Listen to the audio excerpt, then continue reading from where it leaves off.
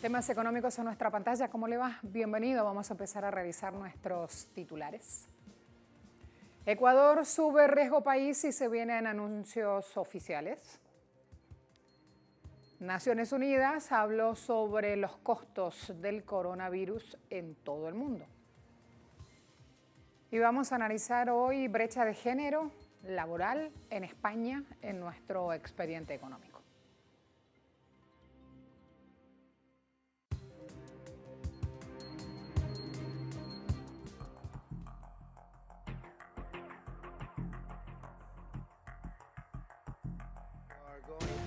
Vamos a preguntar mañana.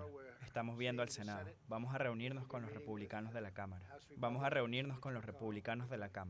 Y discutiremos un posible recorte o alivio de impuestos sobre la nómina. Alivio sustancial, muy sustancial.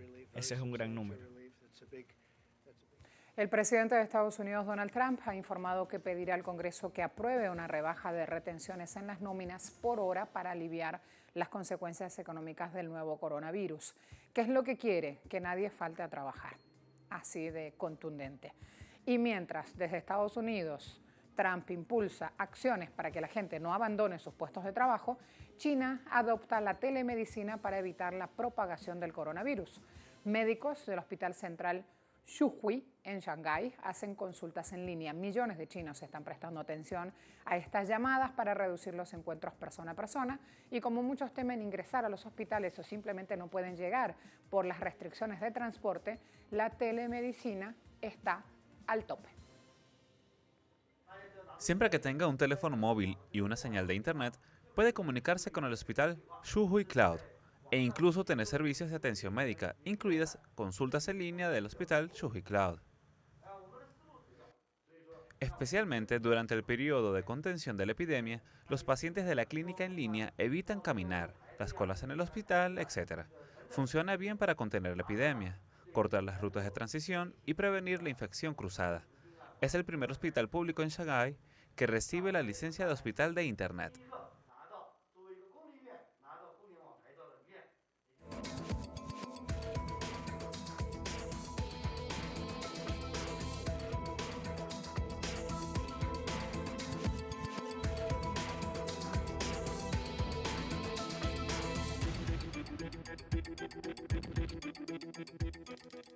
Esta es la figurita repetida ahora en las economías de nuestra región por estos días, efecto coronavirus. El peso chileno se desplomó ayer frente al dólar, que cerró en 842 pesos por billete verde, en línea con la corrida generalizada en los mercados, por lo que les decía, el efecto le llaman efecto coronavirus. Cotización del dólar en el mercado local superó el registro histórico de 828,36 anotado el 28 de noviembre del año pasado en medio de masivas protestas sociales. Este lunes el ministro de Hacienda, Ignacio Briones, señaló: mi llamado es a no sobrereaccionar a este efecto de los mercados internacionales, que es importante, no quiero minimizarlo. Son volatilidades, shocks de tamaño relevante que se traspasan acá, pero debo transmitir que tenemos las herramientas para responder y dar tranquilidad a los actores. Adicionalmente, el precio del cobre, metal del cual Chile depende, es el mayor productor del mundo y es el producto estrella de sus exportaciones, alcanzó ayer menor valor en 2 años en la bolsa de metales londinense, llegando a $2,48 la libra física. La Bolsa de Comercio de Santiago caía a media tarde 3,39%. ¿Y en qué se traduce todo esto? El alza del dólar puede ser una buena noticia de corto plazo para los exportadores, pero es una muy mala noticia para el país, para el cliente común y corriente, porque eso puede significar el alza de un país de los bienes de consumo en muchas cosas.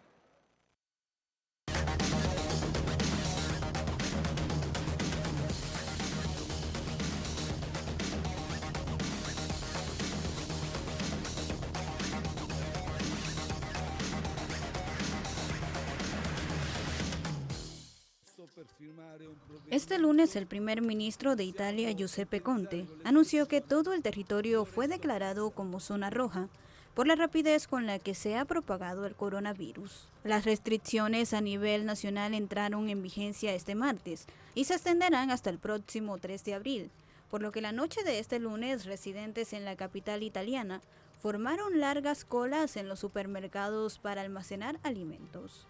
En un mercado de Carrefour en el centro norte de Roma, que regularmente permanece abierto durante la noche, el personal regulaba la entrada y salida mientras los clientes se alineaban afuera con carritos de compras. El gobierno italiano ha prohibido todos los viajes, excepto los más importantes del país. La medida también incluye extender los cierres de escuelas y universidades, así como cerrar bares, restaurantes y cafeterías al anochecer. 2 días después de imponer las mismas medidas estrictas en una cuarta parte del país en el norte de Italia, Conte instó el lunes a los 60 millones de italianos a quedarse en casa. El único viaje permitido será por razones laborales comprobadas o por problemas de salud u otros casos de necesidad. En esta jornada, el viceministro de Finanzas de Italia ha dicho que el gobierno suspenderá los pagos de las hipotecas y otras facturas de los hogares en todo el país durante el brote del coronavirus. Además, el gobierno de Italia está preparando un nuevo paquete de medidas que será anunciado este miércoles, con el objetivo de ayudar a las familias y a las empresas que se han visto afectadas por las medidas restrictivas implementadas para tratar de contener la rápida propagación del COVID-19. En cifras, se trata de una inversión de 10.000 millones de euros para contrarrestar el impacto económico del coronavirus. Naciones Unidas también busca medidas para contrarrestar el efecto.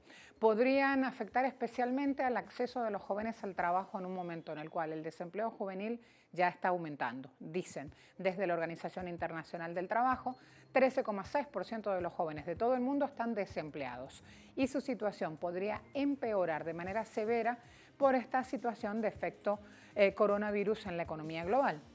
El jefe del Departamento de Política de Empleo de la OIT señaló que los jóvenes tienden a verse más afectados por estas crisis más que otros grupos etarios, quiso decir.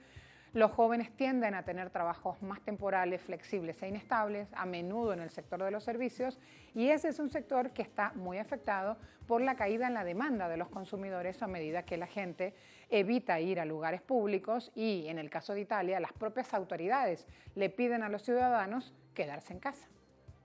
Si esta crisis de consumo relacionada con el COVID-19 continúa, en los próximos meses, entonces, tenemos que esperar consecuencias bastante graves sobre los jóvenes en términos de oportunidades laborales. Tenemos una situación muy grave relacionada con la salud y muchos países realmente tienen escasez de inversiones en los sistemas de salud y atención.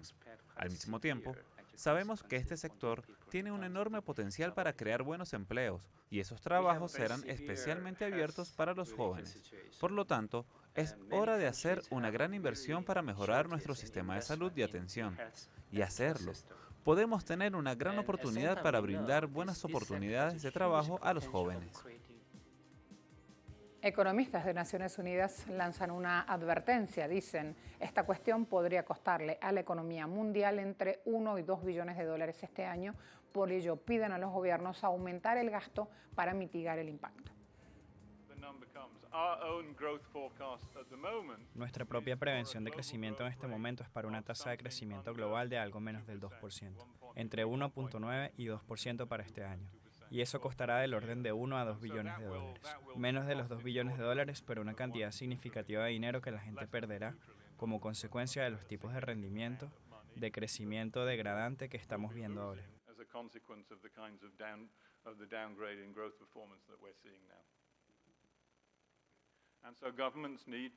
Los gobiernos deben gastar de manera coordinada. Por supuesto, deben gastar en algunas de las cosas que causan este susto de salud en primer lugar. Necesitan invertir en servicios públicos, en el sector de la salud, en el sector de la educación. Es muy importante, no solo para abordar la recesión económica que estamos experimentando, sino también el tipo de problemas de salud que en este caso han llevado a una crisis financiera. A la vuelta de la pausa vamos a hablar de Ecuador, riesgo país al tope por el techo, y ya van a ver cómo también Lenín Moreno vía Twitter anuncia lo que va a anunciar.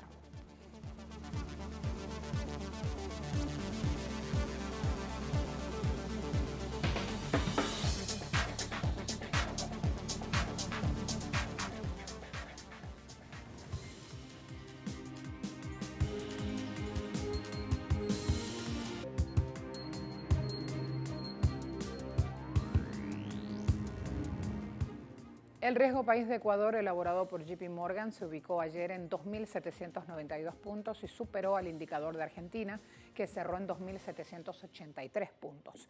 Se trata del nivel, el de Ecuador, el más alto alcanzado en la última década. El riesgo país es un indicador que mide las probabilidades de que una nación caiga en mora en sus obligaciones crediticias. Mientras más alto el indicador, más riesgoso resulta el país y por lo tanto los mercados cobran intereses más altos a esa nación cuando ésta quiere, busca, pide financiamiento. Cuando el precio del crudo cae, el indicador de riesgo país aumenta porque los inversionistas temen que con menos ingresos petroleros Ecuador deje de pagar sus deudas.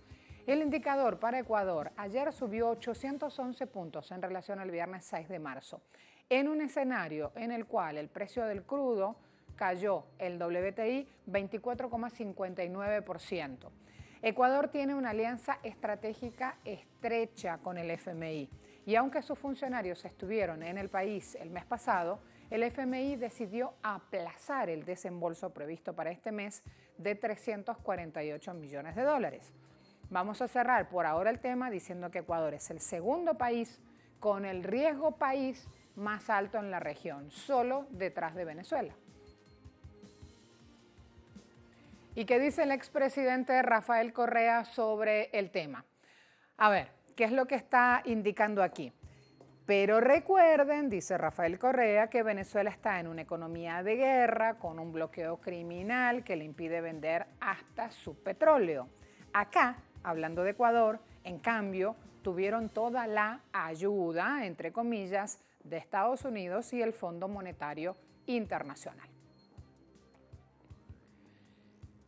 Y también vemos el tuit de Lenín Moreno, actual presidente, indicando la emergencia del coronavirus y la drástica caída del precio del petróleo han tenido un fuerte impacto en la economía mundial y la de Ecuador. Estamos trabajando en las decisiones correctas.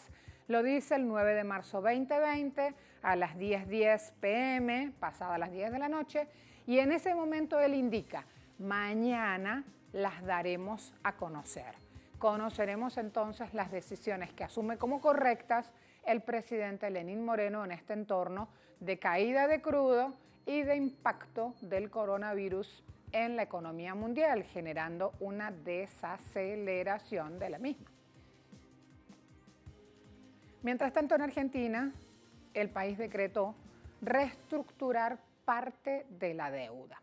Este decreto es una autorización. El gobierno que tiene Alberto Fernández como máxima autoridad difundió hoy un decreto que permite al Ministerio de Economía reestructurar una parte de la deuda externa por el valor de más de 68.000 millones de dólares. La norma, publicada ya en el Boletín Oficial, precisa que al efecto de resolver la situación de inconsistencia macroeconómica, resulta fundamental implementar políticas de deuda como parte de un programa integral diseñado con el objetivo de recuperar un crecimiento sostenible de la economía y restaurar la sostenibilidad de la deuda pública. Asimismo, el decreto indica que, atendiendo a la insostenibilidad de la deuda, es necesario determinar un universo de montos nominales tal que se preserven márgenes de acción en el diseño de operaciones de administración de pasivos y o canjes y o reestructuraciones de títulos públicos que el Ministerio decida implementar. Mientras tanto, Estados Unidos, Canadá y Europa se reúnen preocupados, dicen, por la política energética de López Obrador en México. Así pues, este grupo de países se ha reunido para discutir preocupaciones sobre este punto. Según ellos, López Obrador está erosionando las bases legales de los contratos de miles de millones de dólares firmados bajo la administración anterior de Peña Nieto. El gobierno mexicano niega que estén socavando esos acuerdos y afirman que en repetidas ocasiones los contratos que se hicieron en administraciones anteriores a raíz de la reforma energética dañaron al país, por lo que trata de renegociar los términos de algunos de ellos. Hay que destacar que la línea de trabajo de López Obrador es fortalecer el papel del Estado en el sector energético, argumentando que la liberalización del mercado y la privatización de otras industrias en el pasado profundizaron desigualdad crónica en México y alentaron la corrupción. También en ese país, el paro de mujeres, llamado Un Día Sin Nosotras, dejó pérdidas por 37.000 millones de pesos. Aunque no todas pudieron parar, hubo una disminución en la afluencia de transporte público entre un 4 y un 40%. Este paro del 9 de marzo evidenció lo indispensable de su tarea y su ausencia, la de las chicas, se hizo notar en las primeras horas del lunes. ¿Cuál fue el motivo de la manifestación aquí tan masiva? La ola de femicidios que azota el país. Un joven de 21 años, empleado en una cafetería, que este lunes atendía solo a hombres, indicaba que es una demostración de cómo sería una sociedad sin mujeres. El paro promueve un ausentismo generalizado tanto en el sector privado como público, que muestra el alcance del trabajo de las mujeres y el impacto de su eventual desaparición producto de la violencia. Vuelta de la pausa. Hablamos de ese punto, pero llevándolo a suelo europeo. En España hay una brecha salarial laboral. Ya le mostramos de qué se trata, cuál es el porcentaje y qué se podría hacer para terminar con esa brecha.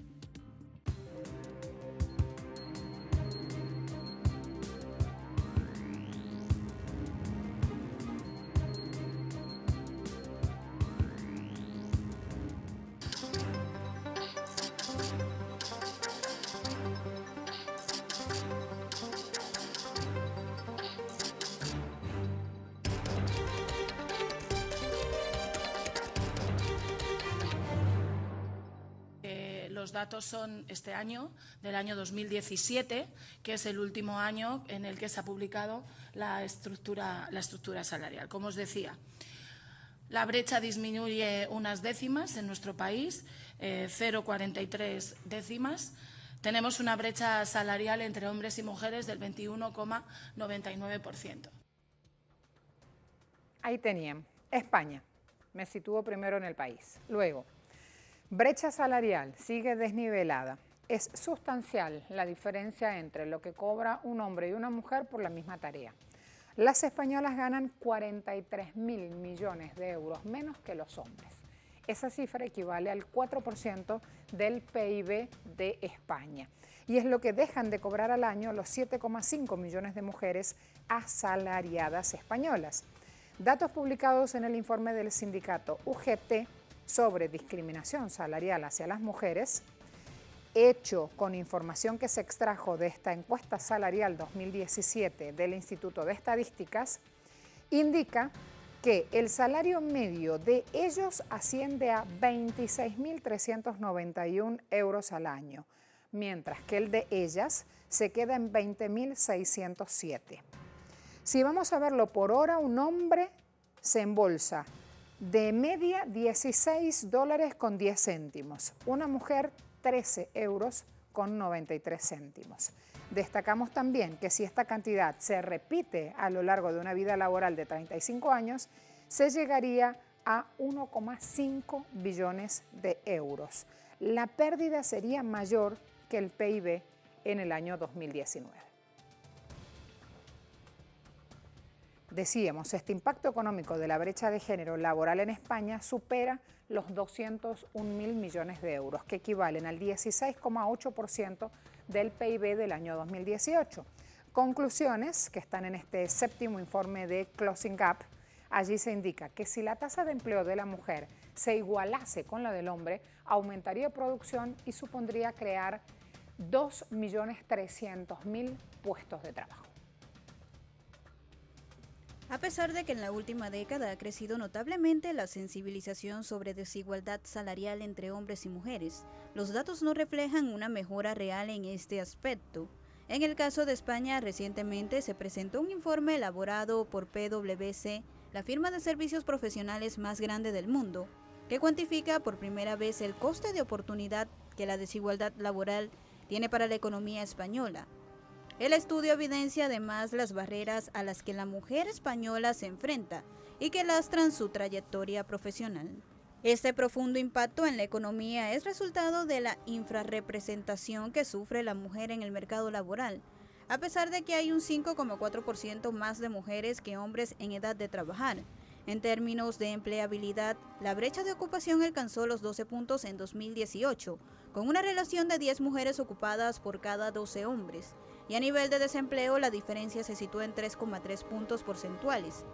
En términos de brecha salarial, las mujeres cobran 5.784 euros al año menos que los hombres. Esta diferencia tiene un coste de oportunidad de 49.502 millones de euros, equivalentes al 4,2% del Producto Interno Bruto español de 2017.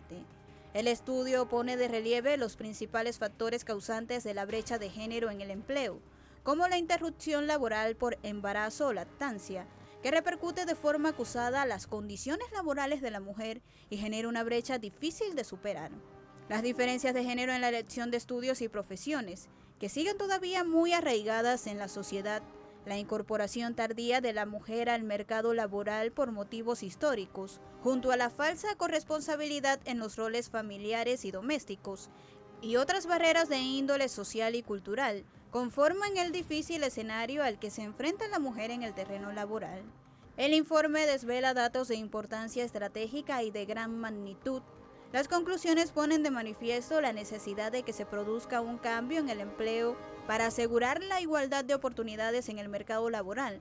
Solo así se podrá aprovechar todo el talento femenino y reducir el enorme impacto negativo que esta brecha genera en toda España. Por ello, en el país llegó el momento de abordar una ley de igualdad salarial. ¿Quién lo dice? La misma Cristina Antoñanzas, que es la vicesecretaria general de la UGT. Ella enfatizaba que ante la precariedad laboral de las mujeres, cerrar esta brecha de salarios es irrefutable y para esto se necesita la intervención de las administraciones públicas. Lo que dijo. Nosotros llevamos trabajando muchos años para conseguir esta igualdad real. Trabajamos el 7, el 8, el 9 y el 10 de marzo. Pero para conseguir esta igualdad real, lo que tenemos que alcanzar es una igualdad salarial entre hombres y mujeres. Por eso es el momento de abordar una ley de igualdad salarial en nuestro país. Hasta luego a todos. Muchas gracias.